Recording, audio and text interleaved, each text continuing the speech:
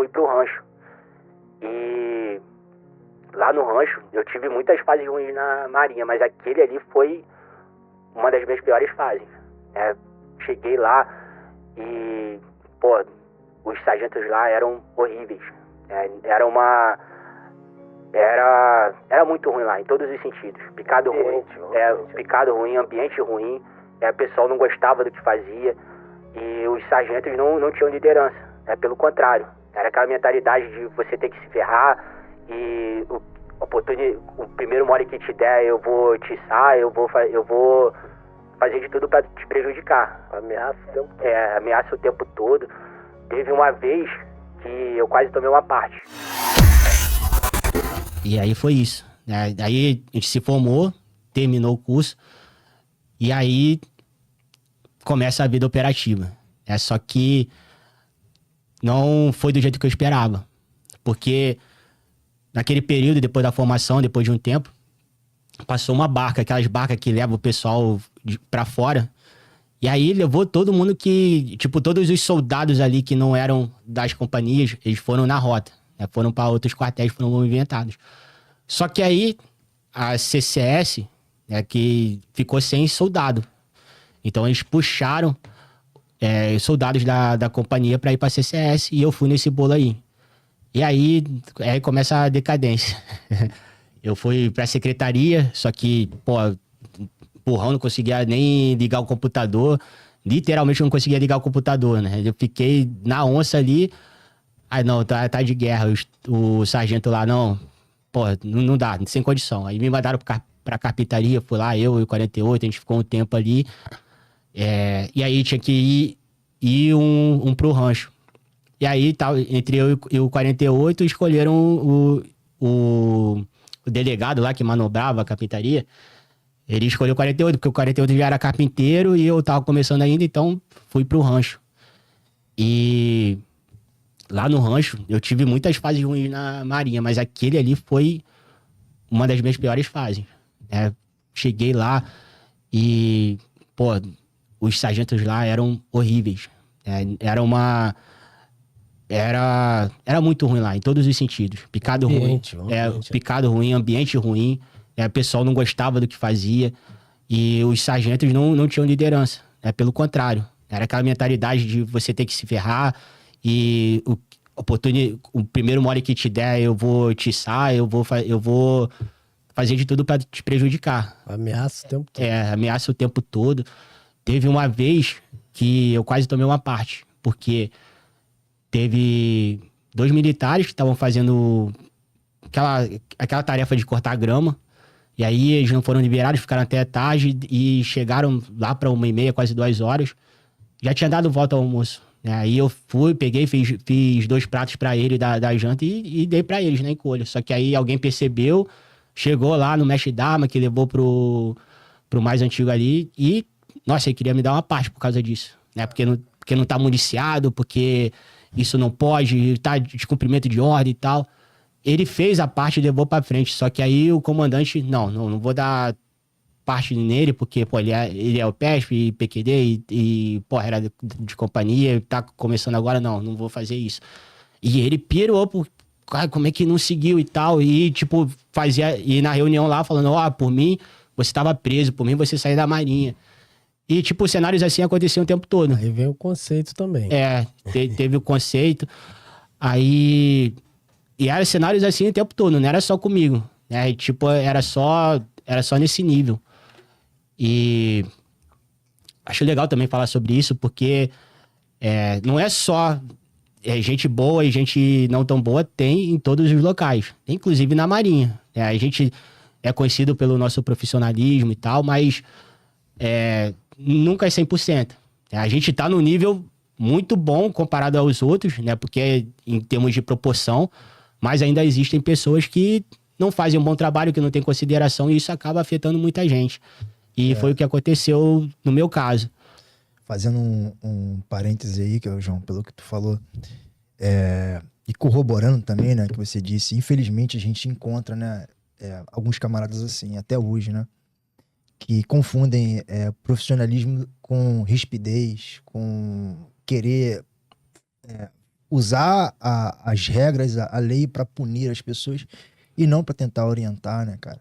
E, pô, o teu caso aí foi nitidamente que você fez foi um ato de boa ação, pô. Um ato heróico. Os caras estavam na faxina até tarde, você viu que o orgulho ia ficar sem comer, você falou assim, pô, vou safar os caras. Então,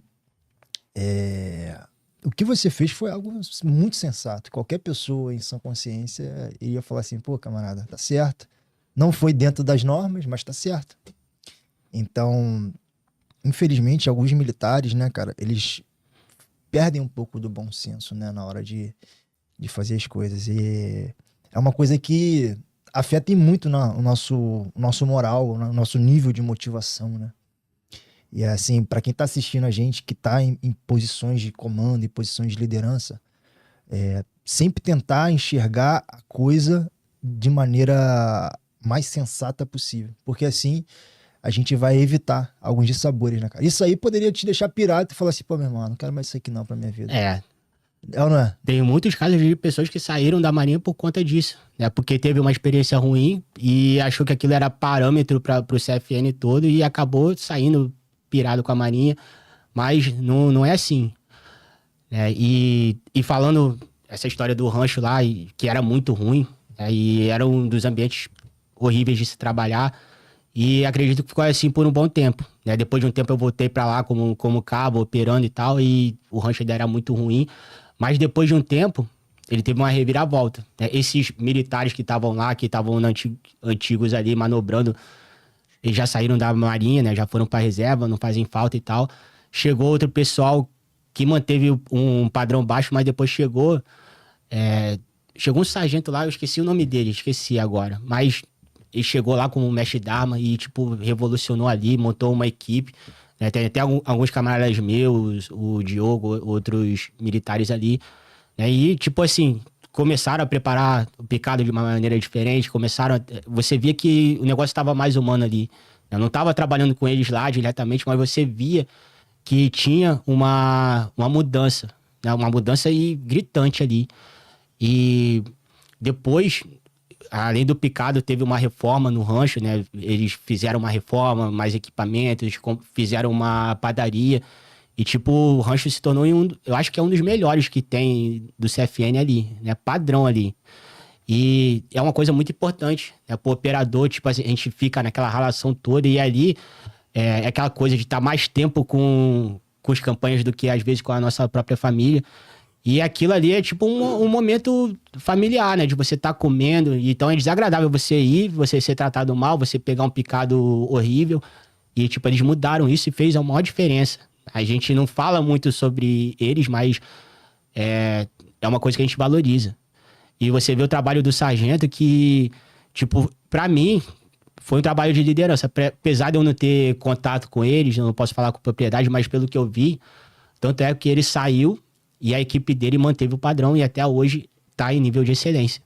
Então, assim, pô, parabéns pra eles. Parabéns pro pessoal da equipe de rancho do toneleiro lá. De hoje, né? Dos últimos tempos. Mas, enfim, voltando, eu fiquei lá no rancho ali por um tempo, aí depois passou outra barca pra serem movimentado lá, ia sair um pessoal ali, tipo, sei lá, uns 10 militares, cada soldado ia pra um quartel diferente. E aí, novamente, tipo, aí meu nome tava na relação, aí eu falei, não, eu não sou... Aí o pessoal podia escolher pra que quartel ia ir, né, a princípio, e iam decidir através da antiguidade. E aí eu não vou escolher, eu quero ficar no toneleiro, ainda tinha esperança de ir pra companhia operativa, pô, não quero sair. E acabou que a barca foi e eu fui junto, saí. E aí eu fui pro Ciampa, né, que era o pior quartel que tinha ali pra se servir, foi o quartel que sobrou, que ninguém queria ir pra lá. E aí também, horrível, né, e fui parar no rancho lá, né, porque lá ou era rancho ou cortar grama. E aí me mandaram pro rancho, porque eu já tinha sido do rancho. E também horrível lá, só que diferente daquela etapa lá do toneleiro, que era ruim por causa das pessoas, ali era ruim por causa da voga, né? O pessoal ali era bom, né? Tinha aquela rasteiragem de marinha e tal, mas assim, era porque o ambiente era o sistema fazia aquilo. Né? Era pouco soldado, era um mundo de recruta para estar administrando. Então, foi um período difícil. E aí eu queimando pra cabo, na verdade eu não queria queimar eu não tava nem focado em ser cabo. Eu tava focado em sair de lá, né? Porque eu passando da prova, eu ia pro Ciasca e depois eu ia pra outro local. Foi um incentivo. Foi um incentivo. E aquela coisa que vocês falaram, né? Muita gente pirada com aquele sistema ali, e teve aquilo como referência, soldado, né? E muita gente saiu dali. Muita gente que tava servindo comigo ali naquela época foi embora da Marinha, ou então não passou na prova por questões, eu acredito que de desmotivação. Mas aí eu usei aquilo pra me motivar, né? Eu já tinha filho, eu tinha responsabilidade. E aí passei e saí.